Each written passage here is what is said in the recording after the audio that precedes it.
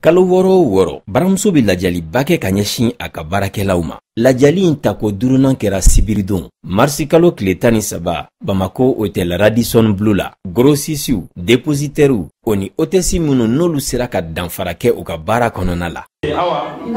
an bɛna baara daminɛ sisan. An bɛ kuma di an ka conseiller général ma n'o ye Seku ye. U bɛ micro ma Seku la, Seku Traoré. A ye tɛgɛrɛ fɔ Seku Traoré. Seku Traoré. Ne ma ko ka aw fo aw ni wula. Ni Ala ye so sanuna k'i sɔn wari la, n'a ma mɔgɔ d'i ma, tuma dɔ la i t'i dafa. Ala ye baramuso sɔn jama la. Ni Ala y'i sɔn jama la, n'a ma jigi d'i ma, tuma dɔ la i t'i dafa. Ala y'anw sɔn jigi la. O jigi ye faso ye. O bonya ka di faso ma. Aw ni ce aw ka jigiya la. Ni lajali ninnu n b'a dɔn kun dɔ de b'a la. Ni jama min filɛ nin ye wari tɛ, aw mana wari kama o. Adamaden bonya o de bɛ hɔrɔnw sɔrɔ, o de bɛ hɔrɔnw kɛ ɲɔgɔn ta ye. Donc o la a ye bonya min kɛ baramuso ye, a ye jigiya min d'a ma kunun ka jigiya min d'a ma kunna sini. A ka kan anw ka kɛ hɔrɔn ye ka jigiya ninnu ka bonyamasegin kɛ aw bɛɛ lajɛlen ye aw ka niveau la. K'a yira faso la, k'a yira aw bɛɛ lajɛlen la ka anw ma jɔ. Aw bɛ ka dɔrɔmɛ kelen minnu don baramuso la, kunun ni bi o de ye baramuso se nin yɔrɔ la yan bi. Donc an bɛ foli di aw ma ka Ala waleɲuman dɔn. K'a yira aw la k'aw ka jigiya ninnu kura fo ka taa fɛ. Parce que baramuso a bɛ kɛ fɛn o fɛn ye, a bɛ kan anw de ye, an faso denw Mali. Kɛrɛnkɛrɛnnen la aw n'u kari la k'aw ka nafolo don a la, ka da Ala la ka da sini na aw ka fo. O la fɛn tɛ anw bolo, mais an kan ka kɛ waleɲuman dɔnbaga ye. Donc nin kɛnɛ in, nin ye waleɲuman dɔn kɛnɛ de ye. Donc an bɛ foli da aw bɛɛ lajɛlen ma. Baramuso kunun ani bi a bɛɛ ye kelen de ye. Bamanan ko de fɔ mɔgɔ minnu ye su ko forola ɲɔgɔn fɛ olu de bɛ daba bila yɔrɔ dɔ. Nin baara in ma daminɛ tunga fɛ dɛ, nin daminɛna faso in de kɔnɔ yan. Aw ɲɛna, Ala ɲɛna. Donc o la o Ala o an b'an jigi sɛmɛ o la k'an jigi sɛmɛ ɲɔgɔn na. Aw kana siga tɛ baara in na, nin ye kɛnyɛrɛye de ye. A y'aw jija aw ka bolo don baara in kɔnɔ su ani tile. O la n'o kɛra jaabi minnu bɛ bɔ a la n'o ye ɲɛtaga ye, faso b'a nafa sɔrɔ. An caman bɛ baraji sɔrɔ nin baara in na ka sɔrɔ vraiment hali n'an t'a kɔnɔ. O la an bɛ bɛɛ lajɛlen fo, ka baramuso kɔnɔmɔgɔw fo n'o y'a baarakɛlaw ye, ka sugu mɔgɔw fo, ka bɛɛ lajɛlen fo, client fɛn fɛn bɛ yen ka bɛɛ lajɛlen fo. O la minnu tɛ yan, n'aw sera so a ye foli f'u ye. Faso foli de don, an ma mɔgɔ bɔ mɔgɔ la. Baramuso ye faso de ta ye. Donc o la n'an nana sigi nin kɛnɛ kan, nin ye nisɔndiya ko de ye. Nin y'a daminɛtɔ de ye. Parce que baramuso y'o de fɔ. N'an ye min fɔ an k'o waleya, an ye min fɔ an b'a fɛ k'a waleya. O la se min b'i ye ka yɛlɛ hɔrɔn ɲɔgɔn na i b'o de kuma fɔ. Donc n'i y'a kuma fɔ i k'a waleya. O la baramuso n'a ye min fɔ a b'a waleya, an filɛ o waleɲuman dɔn a n'o waleyali kɛnɛ de kan. Anw bɛ fɛn min fɔ aw ye o ye duwawu de ye. Ka duwawu fana ɲini aw fɛ parce que duwawu ye fan fila de ye. E min b'a kɛ, e bɛ duwawu ɲini, i b'a kɛ minnu ye olu fɛ ka duwawu k'i ye. Donc an b'a fɔ aw ye, aw bɛ nafolo minnu don baramuso la, nafolo ninnu Ala ka barika don u la. A bɛna don baara min fana, Ala ka barika don baara in na. Ala ka baara in kɛ faso jigi ye. Ala ka baara in kɛ anw fɛn fɛn filɛ nin ye, Ala ka k'an bɛɛ jigi diɲɛ ani lahara. Parce que mɔgɔ ka ɲumanya bɛɛ tɛ dan diɲɛ dɔrɔn ma. N'i y'a dan diɲɛ dɔrɔn ma, i ma fɛn sɔrɔ.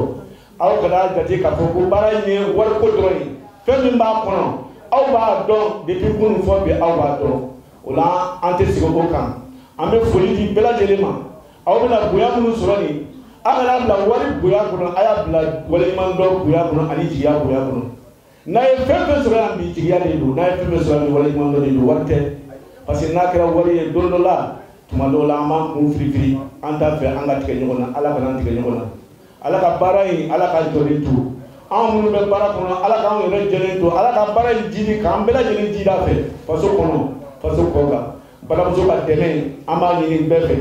Bi ko min don aw y'a ye, kunun ko min tun don aw y'a ye. aw dara ala la ka da bara ina o de bara siya donc dana ya ambo siga aw le mani bunyani wala man doyi ambo de kede kan an tise ka befo me fuli o di bankela dongo do ambo fuli de ke dongo do ambo jiya kwaya donc aw ni chekunu aw ni chebi aw ni jiya kunu aw ni jiya bi aw ni jiya to ka ta se ala re sabuba domina ka laba ko ke kuna jaye ambela de bolo donc la net ma ka kuma da bulan damalo min fo ka fa awye aw ba do ka awye lawye parce que mo ma do lay do fefena ni e gela so la gela no fa gela e do wi do dum abe ne damina ala de boldo am ma do faso de shila be do robe ni mara yuno o laba ya nga sibo na kanta ya nga koyi faso de o anta ya nga koyi hadu mu ma wolo fro o tay ni mara yi donc laba yi kal fale do ala la ka khalifa faso de una ani ci ayre anga ala dana so ambe fori dawma ka do ba ka sallallahu alaihi wasallam et ni directrice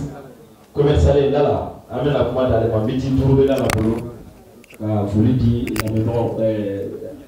jamama ok comment vivre là Salam alaikum.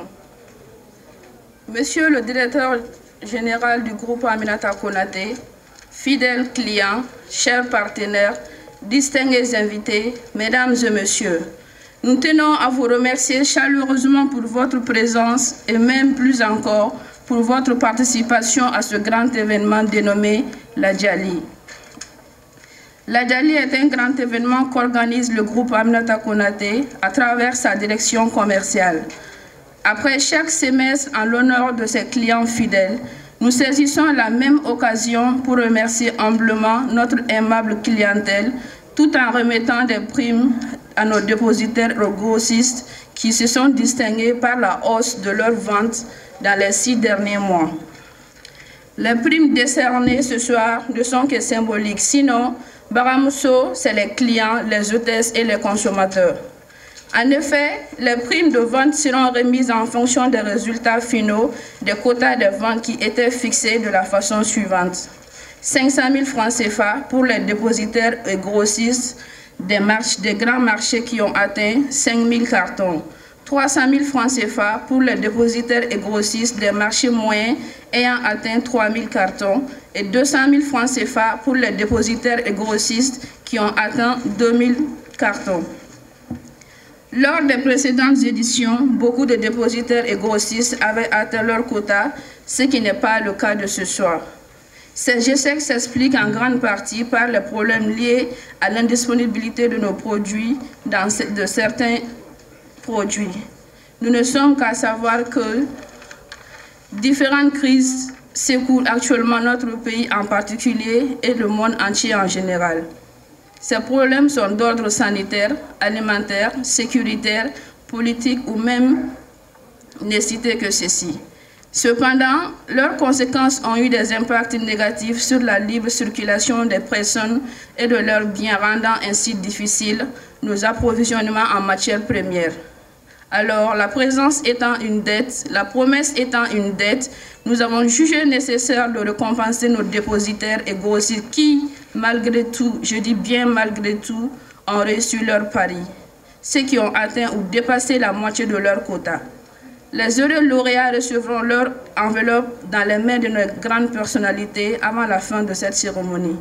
Je ne saurais terminer ma courte intervention sans remercier M. Bourema Doumbia, PDG du groupe Aminata Konaté, Mme Mariam Koulibaly, directrice générale du groupe Aminata Konaté, M. Sekou Traoré, conseiller général du groupe Aminata Konaté, le service contrôle du groupe, tout le personnel de la direction commerciale et générale, les responsables des départements, les unités de production, en un mot, les employés de Baramousso. Vive la prochaine édition, Baramousso Itaïga Koé. La Djali Kene, commercial, Aleni Baramousso, Kakola Benendo.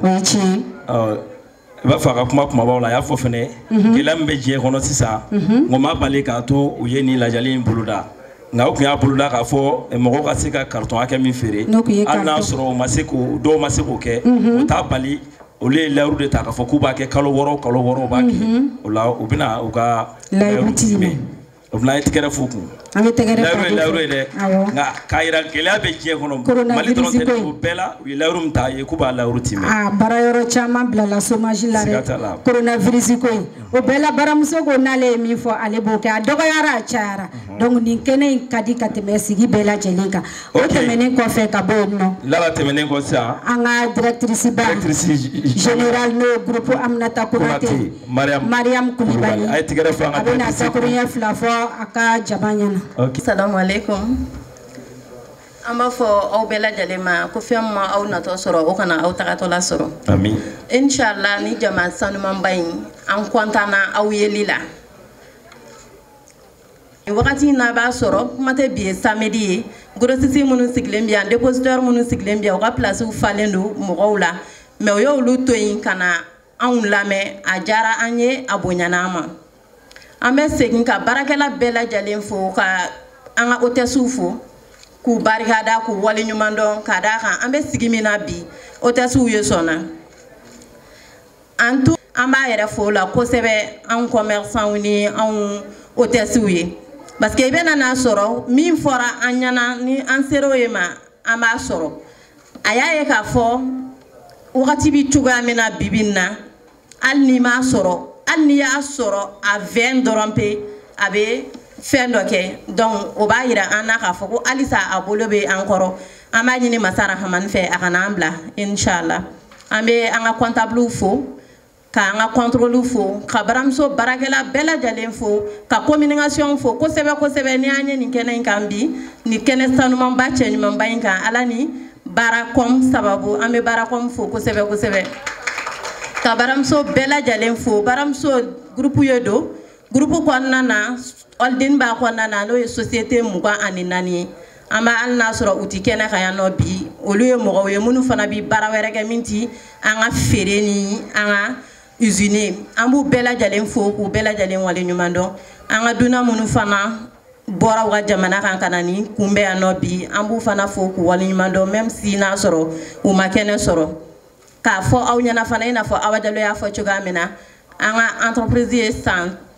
tan ani saba soro donc amba fo aka andemen dowe alisa bolo won dengelenti beleta aw ye sona fawnye bi soro 100 ani saba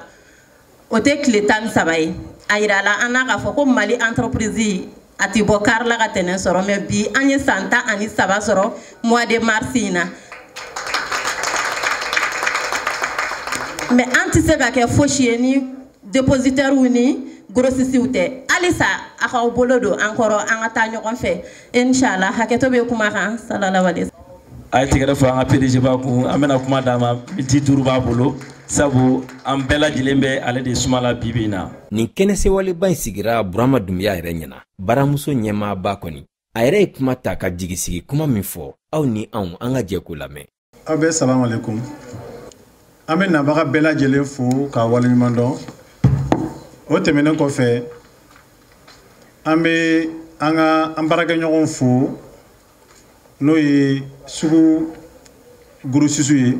no yi ne yɛrɛ kolɛki ye ne baraka ɲɔgɔn don no yi na fɛn feerelaw minnu bɛ sugu kɔnɔ an ka dépositaires an ka guru sisu an b'aw bɛɛ lajɛlen fo ka waleɲuman dɔn ka da kan ka fɔ baara min don baara nɔgɔman tɛ ne yɛrɛ ye san 10 kɛ sugu kɔnɔ dépositaire ni guru sisiya la mais min b'a la n yɛrɛ b'a dɔn fɛn min don fɛn nɔgɔman tɛ an b'aw fo ka waleɲuman dɔn a ka muɲu n'a ka cɛsiri la k'aw fo ka waleɲuman dɔn a ka faso kanu na k'aw fo ka waleɲuman dɔn a ka baramuso kanu na parce que fɛn min don a ma nɔgɔn o tɛmɛnen kɔfɛ an bɛ tila ka baramuso baarakɛla bɛɛ lajɛlen fo ka waleɲuman dɔn k'a daminɛ muso minnu bɛ an ka jabayiraniw ni an ka sumalaw ni an ka fɛnfɛnw ni an ka gamugu ni an ka fɛnw labɛn k'u fiyɛ k'a daminɛ olu la fo ka taa se feerekɛlaw ma an bɛ baramuso baarakɛla cɛ n'a muso an bɛ bɛɛ lajɛlen fo Mali kɔnɔ ani Mali kɔkan parce que baramuso ɲinan y'a san 13 ye mais bi an bɛ jamana 10 de la min ni Mali yɛrɛ tɛ kelen baramuso ka usine bɛ jamana 2 la min ni Mali tɛ kelen n'o ye Côte d'Ivoire ye ani Sénégal o tɛmɛnen kɔfɛ baramuso kɛra groupe ye bi bi société mugan ani fila de bɛ Mali kɔnɔ bi baramuso tɔgɔ la minnu bɛ ka baara kɛ Mali kɔnɔna la o la an bɛ bɛɛ lajɛlen fo ka waleɲuman dɔn ka maliyɛnw fo Mali kɔnɔ Mali kɔ kan minnu ɲamana réseau kan minnu bɛ k'an suit télé la an bɛ bɛɛ lajɛlen fo ka waleɲuman dɔn k'a yira mɔgɔw la k'a fɔ baara min filɛ nin n'an y'a kɛ nin lawale la nin baara dɔnnen don ni tubabuw ka baara de ye mais farafin ka nin baara kɛ san yirika ka daminɛ san fɔlɔ la fo ka taa se san 10 kɔ la i b'a compter diɲɛ kɔnɔ quoi farafin bɛ se ka entreprise créer ka daminɛ san fɔlɔ la fo ka taa se san 10 kɔ la i b'a compter diɲɛ kɔnɔ Afrique tɛ dɛ i b'a mɔgɔw compter diɲɛ kɔnɔ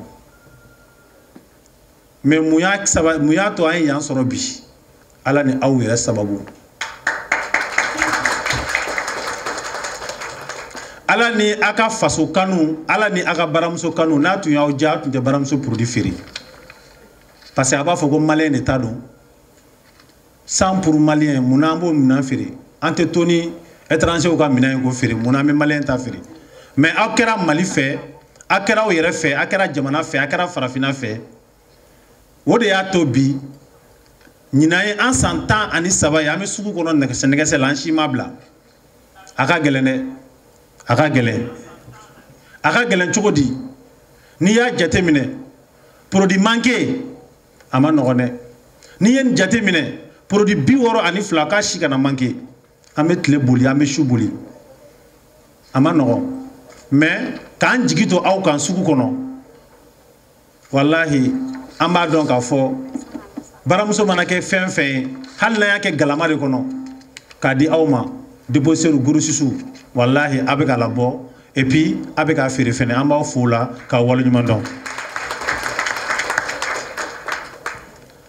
o tɛmɛnen kɔfɛ an ye baara caman de fɛnɛ boloda hali bi an tun bɛ Sebenikɔrɔ sugu la ne yɛrɛ tun bɛ yen an tun bɛ Para Jikɔrɔni sugu la an ye baara caman boloda o ye juma ye grossiste ni déposeur gɛlɛya minnu b'aw kan sugu kɔnɔ an bɛ se ka gɛlɛya wuli cogoya min na a gɛlɛya dɔ ye hôtesse b'a ka wariw ta u bɛ taa n'a ye wariw tɛ sɔrɔ a gɛlɛya dɔ ye a ka minɛnw n'u nana i b'a sɔrɔ minɛn dɔw b'a la u dilan cogo man ɲa a gɛlɛya dɔ ye juma ye a bɛ minɛn dɔw ɲini a t'u sɔrɔ a gɛlɛya dɔ ye juma ye an mago bɛ ressource min na pour k'o di aw ma hali bi an bɛ ka dɔ kɛ mais an bolo an ma foyi kɛ parce que nin min filɛ nin kalo wɔɔrɔ n'an b'a ta ko duurunan na an bolo hali bi an bɛ ka nin min kɛ hali bi nin tɛ labɔli kɛ mais fɛn min don a ma nɔgɔn a k'a dɔn k'a fɔ a ma nɔgɔn ka wuli ni kolo ye ka wuli ni fasa ye an ka wuli k'an jɔ depuis duguma fo sanfɛ dɛmɛbaga t'an na parce que minnu bɛ yen nɔ n'olu kan k'an dɛmɛ an bɛ k'olu de ka sugu utiliser minnu bɛ yen n'olu bɛ k'an dɛmɛ an farafinw dɛmɛ olu tɛ fɛ farafin ka bɔ nɔgɔ la o de la n'u y'an ye u tɛ se k'an dɛmɛ parce que n'u y'an dɛmɛ an fana bɛ k'an yɛrɛ ye don dɔ la c'est pour cela dɛmɛbaga tɛ farafin na an min da ka d'an bɛɛ la o ye juma ye an ka jɛ k'an bolo di ɲɔgɔn ma an ka ɲɔgɔn minɛ an ka don da kelen fɛ an ka bɔ da kelen fɛ an ka dɔn k'a fɔ diɲɛ bɛ yɔrɔ min na bi Mali jɔbaga foyi t'a la n'a yɛrɛ denw tɛ jamana ni jɔbaga foyi tɛ diɲɛ la Afrique la ni africains yɛrɛ tɛ o la bi an bɛ bɛɛ lajɛlen ma an k'an jija an ka don da kelen fɛ an ka bɔ da kelen fɛ ni Ala sɔnna déposeurs ni grossistes an bɛna aw bɛɛ wele an bɛna sigi an bɛna baro kɛ an bɛna kuma baara nin bɛ ɲɛ cogo min na ni Ala sɔnna an bɛna ɲɔgɔn bilasira la a ka dɔn k'a fɔ baramuso Burama Dunbiya de y'a latigɛ Burama Dunbiya de kɛra sababu ye mais bi Burama Dunbiya ko tɛ bilen dɛ a bɔra Burama ko la dɛ baramuso a bɔra Mali ko yɛrɛ la a kɛra africains ka ko de ye a kɛra diɲɛ ka ko de ye o la minnu sigilen filɛ an numanyan fan fɛ n'o y'an ka dunanw ye minnu nana ninnu bɔra fɔ Turki jamana de kan u donna yan surɔ u nana ka na ni événement kunbɛn ani u bɛ mun baara kɛ baramuso bɛ kɛ sachet min kɔnɔ k'a feere olu emballage a dilan usine tɛ Mali la maliyɛn tɛ yen min b'a dilan an bɛ Ala deli Ala k'o fana dilan usine nɔgɔya an ye an k'o fana dilan olu bɔr'u ka jamana kan u nana ka na an ka baara lajɛ u tun bɛ sugu kɔnɔ bi an y'a f'u ye a t'an ka produit lajɛ baramuso produit dɔw bɛ yen u ɲɛ bɛ ka gɛngɛn fɛngɛ bɛ ka bɔ a la aw de dun bɛ k'a dilan ka d'a ma a ye t'a lajɛ an bɛ se ka solution min sɔrɔ a la an ka najini kisɛma filɛ a ma se ka sira sɔrɔ Mouna, parce qu'à Dona Soukono, a commencé à Koyoko, à Fengo Boala. Ango out de Begatlang Adama, I know where Katala Jenasro in May. Ola Baranoyala, Ufenawilla, we have yon Tagana, Unanan Dona Soukonobi, Ufenetra La Jeluke, we are Bamanon Kote, Konin Tlogan Tarakumono, Kona Bulaki Gana Jode, Kama Mekaya Edi. Ola Nuna Nuye, Akachala, Anga Baran Efemi, Amefa Katanyedi, Amefa Ningatanyedi. Baramso akatakako ate malin chi arrangé parce que mami be ka balo la bi ma ba duru ni ma tan saba de be ka balo baramso la mami be ka balo baramso la bi ma million de be ka balo la ite bitikiti foye bi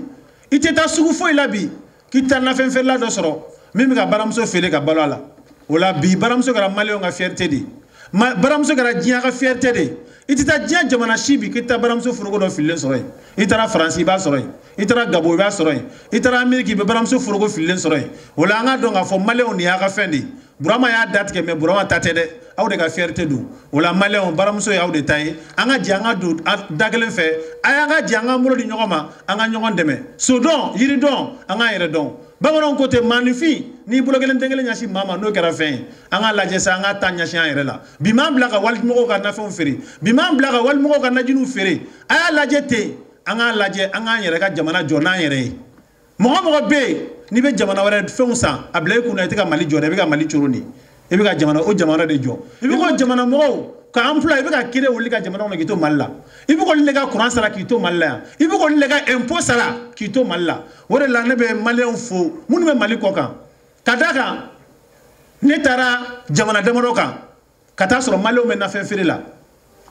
o jamana do woro jumay ntara jeme logos fela ntara soro malio me ka na fefere do koko ne baramso tigide wallahi na fefere la koko burama dumia no ngo awo u koko wallahi ame ka wasoni bibi na anga woro la bi mo be na bi kibe na jini sa on na fefere la on na jini fere la mo mana bi kibe na jini sa ni malien dron ama fie ki baramso de ka na jini sa ko worde be ta pays la. La même chose, nous sommes là. Malon fait be. Vraiment, nous faut, nous n'avons fait là, nous nous coffre. Nous nous to coffre comme Mali jo. Parce que Mali n'a jini manasumo, va faire quoi ça? Na sana, a word de bena, kana, chesa bakatom me bar la usine là, abna ke kolle sara. A word de bena no, kake, kadonga gouvernement a kesi kono, kanga sura su sura kan ana koloshi. Imana baramso na fait ça, ora bena no. Wala ngo Mali uma, anga nyaele, aserati, amaye. Farajo manabuga jamana kana fenf medla fait au bout de lui hal mawli medla fait nous dans la kuye mawli au bout de lui nous donne alimentation ngono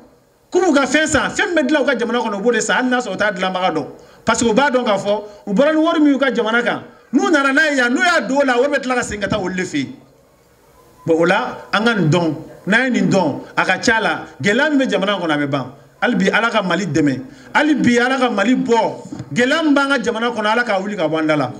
albi jamana gelam banga jamana kono koron fela la alaka wuli ka bandala ambanna munu be ka sa koron fe ame ala dele ala masba wuli ka buka an yere munu be ala ige mali jona an yere ige mali somasi bani mali an yere albi mali be dingam kono aka donga fo chesi se ka mali bo dinga kono ni mali an yere te abe mogo ya ne faraje do na be jamana ni kono abe be na yere ka intérêt de kama ashiti na kubina mali bo dinga kono wala mali bilama jom se ka bo dinga kono mali yere wala angan don anga nyogo mina anga tege di nyogo anga do dakelen fe anga bo dakelen fe haketo ba kan sola la mo Gorosisi munu sera ka carton ba duru feri million clancé dira oluma ko ke oluga nisondia fenyi awo sefawari wa keme carton ba saba feri la minu fe wa biduru dira oluma wa minu ye carton ba fla feri sefawari wa mugan dira oluma koloshilu ya yira fana ka fɔ ko utesi minu joni yero fin kosobe kalo woro in kɔnɔna la dombolo giriman dira olu fana ma wa tiraji ba dɔ kɛra utesiw ni ɲɔgɔn cɛ fana o tiraji in de kɔnɔna la sa an ka utesi saraman dɔw ye motow sɔrɔ kɛnɛ in kɛra kɛnɛ sewalenba ye Brahma, mogo furo mozo maricano, mabe, iba sabe yo famo, dia kono mogo tige maricano, fugata, dia pa, yo famo, para muso, chewi, ke wale chewi, para muso, muso, ke wale muso. Ale,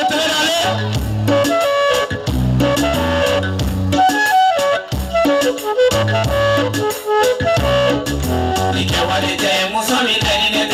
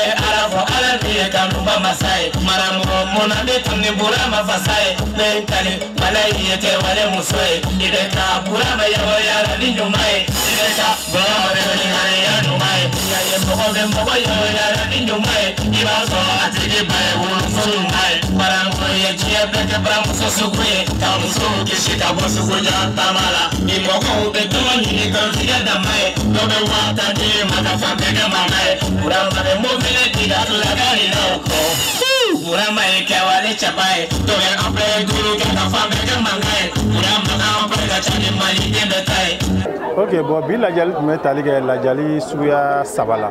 Lajali suguya fɔlɔ tun ye an delilen bɛ ka min kɛ ni an ka grossistes ye minnu bɛ sugu kɔnɔnaw la n'u bɛ baramuso produit feere n'o ye Mali yɛrɛ ka produit dilannen ye. Bon, o grossistes ninnu minnu bɛ an ka produit feere sugu la kalo wɔɔrɔ u ye carton hakɛ mun feere o carton hakɛ u ye tɔnɔ min sɔrɔ o la fɛn tɛ b'o la dɛ. Anw ye tɔnɔ minnu sɔrɔ an de bɛ dɔ bɔ an ka tɔnɔ la ka tila ka segin k'u fara ɲɔgɔn kan ka tila k'o wari ta ka d'u ma parce que an y'a bila sen kan k'a fɔ grossistes ni dépositaires minnu bɛ sugu kumabaw la parce que Bamakɔ bi bi in na sugu ye sugu 60 ani dɔɔni rive gauche ye 30 ani dɔɔni rive droite fana ye sugu 30 ani dɔɔni o sugu 30 ninnu ni sugu o sugu o la sugu kumaba minnu b'a la an kɛlen don ka grossistes ninnu fara ɲɔgɔn kan minnu mana carton ba 5 feere 100 de bɛ d'i ma kalo 6 kɔnɔna na. Bon, dɔw fana bɛ yen nɔ n'o ye sugu moyen ye olu fana ka nombre dilen d'olu ma n'olu fana o carton hakɛ feere 50 bɛ di olu ma maintenant ka jigin fo sugu misɛnmaninw na fɔlɔ an tun b'a kɛ dɔrɔn ni min ye 50 sɔrɔ dɔrɔn mais sisan an y'a lajɛ k'a fɔ sugu sanuw tɛ kelen an y'a commencé sisan k'a daminɛ sugu kumaba la ka moyen sen don a la ka sɔrɔ ka sugu misɛnmanin fana sen don a la pour que bɛɛ lajɛlen ka se k'i yɛrɛ ye a la parce que baramuso ko ye Maliko de ye a bɛ dilan Mali la yan maliyɛnw de ta don et puis maliyɛnw de fana bɛ ka feere o la n'an ye tɔnɔ min sɔrɔ a ka d'anw ye an ka dɔ bɔ an ka tɔnɔ la kalo 6 k'a di a feerebagaw fana ma voilà. Ka daminɛ sugu kumaba la ka na misɛnmanin na u ye joli de sɔrɔ tɔnɔ ye a ye min di an ye wari min di a bɛ taga une dizaine de millions an ye min tila o ni ɲɔgɔn cɛ o tɛmɛnen kɔfɛ tuguni lajɛli tako filanan fana an y'o kɛ ni anw yɛrɛ ka hôtesse ye minnu bɛ moto kan ka boli n'u bɛ ka boli risque la an y'a fɔ mototigi minnu bɛ circulation na baramuso ka mototigi minnu bɛ circulation na n'i y'a jateminɛ bi a bɛ mototigi 800 bɔ o mototigi 800 minnu bɛ ka boli u bɛ min an n'u bɛnna contrat min kan u ka sara dafalen bɛ d'u ma en même temps fɛnɛ u kelen o kelen bɛ yen n'u bɛ moto kan ka boli assurance talen d'u ye fɛnɛ u kelen o kelen fɛnɛ bɛ yen n'u bɛ ka boli an kelen don ka nombre dɔ fɛnɛ f'u ye n'a y'o kɛ an bɛ nin wari hakɛ di aw ma o n'a ka sara fɛnɛ tɛ kelen bon o fɛnɛ lajɛli fɛnɛ tun ka kɛ bi o tɛmɛnen kɔfɛ an tilala ka tirage fɛnɛ kɛ an n'u ni ɲɔgɔn cɛ an ye produit dɔ yira k'a fɔ ni min sera ko produit ta ko feere tɔnbɔlatigi bɛ d'i ma o tɔnbɔlatigi fɛnɛ de kɛra laban na sisan n'an y'a ye k'a fɔ an ka hôtesse dɔw yɛrɛ nana gagner téléphone dira mɔgɔ hôtesse dɔw ma la en même temps an ka hôtesse dɔw fɛnɛ bɛ yen minnu gagnera moto la o tirage la o bɛɛ ye toujours k'a yira ka se ka hôtesse la motiver u k'a dɔn k'a fɔ baramuso ye Mali ta de maliyɛn société de don ani société tɔw tɛ kelen ye. Tɔnbɔla nata la hakilina wɛrɛ labɛnnen don aw bolo wa? o ye tɔnbɔla nata la an kɛlen don ka hakilina wɛrɛ labɛn komi tako 4nan na an tun ma sugu moyenne k'a la sugu petit tun t'a la mais tako 5nan na sisan an ye sugu kumaba k'a la an ye sugu moyenne k'a la bon mais nka tako 6 la fɛnɛ hakilina wɛrɛ b'an na tuguni ka tila k'o fɛnɛ waleya ni Ala sɔnna an bɛn'o o kibaruw fara ɲɔgɔn kan k'o lase grossistes ma ani dépositaires ma produit feerebagaw ma. Kalo 6 tɛmɛnen kɔnɔna na ne fɛ ka dɔn ka sanga kalo tɛmɛ kalo 6 dɔ in ma gɛlɛya dɔɔni yera sanni la wa? Non bon gɛlɛya ma y'a la parce que minnu ye lajali sɔrɔ nin kalo la o cayara ka tɛmɛ kalo dɔ nin kan parce que an y'a ye k'a fɔ lajali o lajali kalo 6 jama de bɛ caya kalo wɔɔrɔ jama bɛ caya parce que mɔgɔw bɛ ka faamuya k'a dɔn an bɛ ka min fɔ mɔgɔw ye an t'u nɛgɛn quoi n'an ko ma a ye nin kɛ an b'o k'u ye n'u nana kɛnɛ kan fɛnɛ a bɛ k'u ye bon o kun kɔnɔna la diɲɛlatigɛ fɛn bɛɛ ye danaya ye bon u ye danaya min d'an kan o danaya kelen an bɛ k'an jija ka se k'o minɛn fa c'est pour cela a fɔlɔ n'a filanan a jama ma kɛ kelen ye sabanan ni naaninan fo bi duurunan dɔ de bɛ ka fara client kan ka taa dɔ de bɛ ka fara jama kan ka taa fɔlɔ an tun b'a kɛ yɔrɔ fitinin dɔ la aw yɛrɛ ye nin jeune ta an nana kɛ hôtel fɛnkɛ la Radisson Blu la parce que jama bɛ ka caya ka taga fɛ amina yarabi